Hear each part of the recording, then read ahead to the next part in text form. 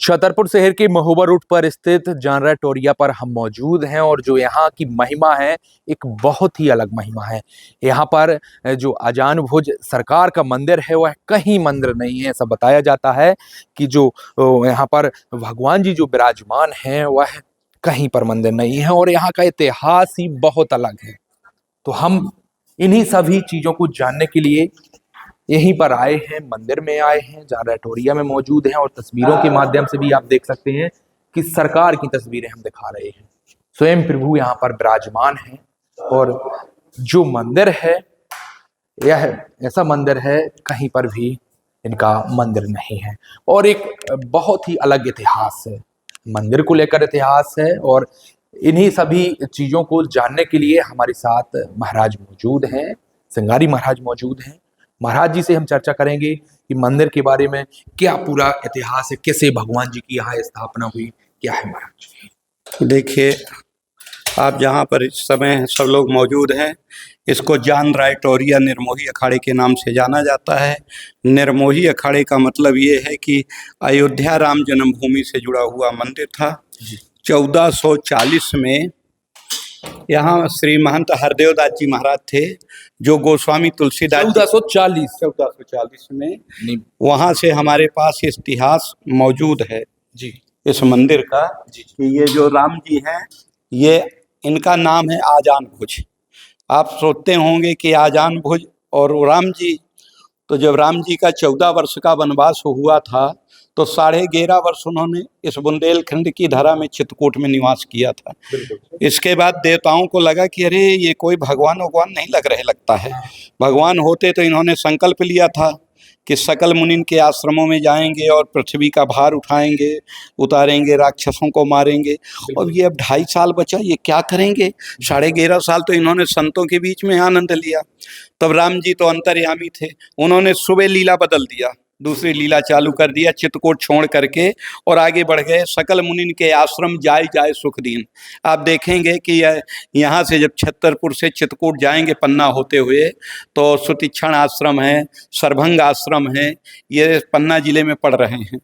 तो राम जी इस क्षेत्र में आए हैं और जब यहाँ संतों से मिले और एक पहाड़ हड्डियों का देखा तो राम जी ने संतों से पूछा कि प्रभु ये सफेद पहाड़ कैसा? तो संतों ने कहा निश्चर निकर सकल मुनि खाए। रामायण में चौपाई है कि मुनि महात्माओं को खाया है राक्षसों ने और हड्डियां चूस चूस के फेंकते गए तो ये ढेर लग गया है। तो सुन रघुबीर नयन जल छाए, भगवान के नेत्रों में आंसू आ गए कि मेरे भक्तों की हड्डियों का ये ढेर। जोश में आकर के उन्होंने धनुष उठाया और निश्चरहीन करहूँ मैं भुज उठाए प्रणकीन। उन्होंने भुजा उठा करके प्रतिज्ञा किया कि मैं अब शांत नहीं रहूंगा, तत्काल इस पृथ्वी को निशाचरों से मुक्त करूंगा। उस समय भगवान की भुजाएं हुई लंबी तो उनका नाम पड़ा आजान भुज। राम जी ही आजान भुज हैं। अच्छा, ये विश्व का इकलौता मंदिर है। आप भारत में विश्व में कहीं भी आजान भुज सरकार विश्व में बिल्कुल इकलौता मंदिर, लेकिन छतरपुर में कैसे महाराज जी? मैं निवेदन यही कर रहा हूँ कि छतरपुर बुंदेलखंड की धरा है, ये छतरपुर बुंदेलखंड की धरा है और ये बुंदेलखंड हमारे भारत का मध्य ऐतिहासिक बुंदेलखंड है। राम जी को पुखों पुखों में ओरछा लाया गया अयोध्या से। चित्रकूट में वनवास में 11.5 साल राम जी रहे। कौरव पांडवों का जब अज्ञातवास हुआ तो इसी इलाके को उन्होंने चुना। आज भी देखेंगे भीम कुंड, अर्जुन कुंड, पाताल गंगा, पांडवन गुफा, पांडवन पिपास, पांडवन नदी, पांडवन गांव पन्ना जिले में, ये सब है। तो ये सब इतिहास है। राम जी जब इधर आए तो राक्षसों को मारने के लिए प्रतिज्ञा किया। उस समय भुजाएं हुई लंबी तो नाम पड़ा आजान भुज। आप सब लोग वंदना में देखते हैं श्री रामचंद्र कृपाल भजमन हरण भव भय दारुणम, उसमें 7वीं लाइन आती है क्या? आजान भुज सरचाप धर संग्राम जित खर दूषणम। खर दूषण के वध के लिए भगवान श्री राम ने आजान भुज रूप धारण किया था। अब आप कहेंगे कि राम जी के साथ में सीता जी मैया नहीं है, लक्ष्मण जी नहीं है, राम जी अकेले क्यों हैं? तो रामचरितमानस की ही चौपाई संकेत कर रही हैं। राम जी ने कहा कि राक्षसों का समूह आ रहा है और जानकी डर जाएगी। राक्षसों को कभी देखा नहीं, मिथिला से अयोध्या, अयोध्या से चित्रकूट, कभी राक्षसों के समूह का दर्शन नहीं हुआ, ये भयभीत हो जाएंगे। इसलिए लय जानकी जाओ गिरि कंदर, गिर माने पहाड़, कंदर माने गुफा, लक्ष्मण तुम जानकी जी को किसी गुफा में, कंदरा में ले जाओ। उस समय राम जी अकेले हुए थे, वो यहाँ दृश्य है। यही प्रभु, यहीं से प्रभु। हाँ हाँ हाँ, ये इलाका जो है आपका, ये जैसे हमारा छत्रसाल के इतिहास में भी एक आया है, क्या, इत जमुना इत नर्मदा इत चंबल इत टौंस, छत्रसाल के लड़न की रही न काऊ होश। ये बुंदेलखंड धरा, ये किसके कब्जे में था? ये उस समय खरदूषण इत्यादि के कब्जे में था। जमुना नदी से लेकर के और कहाँ तक, नर्मदा नदी इसके बीच का, और नर्मदा नदी से लेकर के गोदावरी नदी के बीच तक का एरिया किसका था? वो महिला सीट थी। जैसे कहीं थाना प्रभारी महिला आ जाती हैं, इसी तरह वहाँ पंचवटी, महिला पंचवटी में शूर्पणखा थी, उसका नाम था पंचवटी। लेकिन जब शूर्पणखा की नाक कटी तो उसका नाम पड़ा नासिक, नाक से उसका संबंध है, नासिक उसका नाम पड़ा। तो ये क्षेत्र जो था ये खरदूषण का था।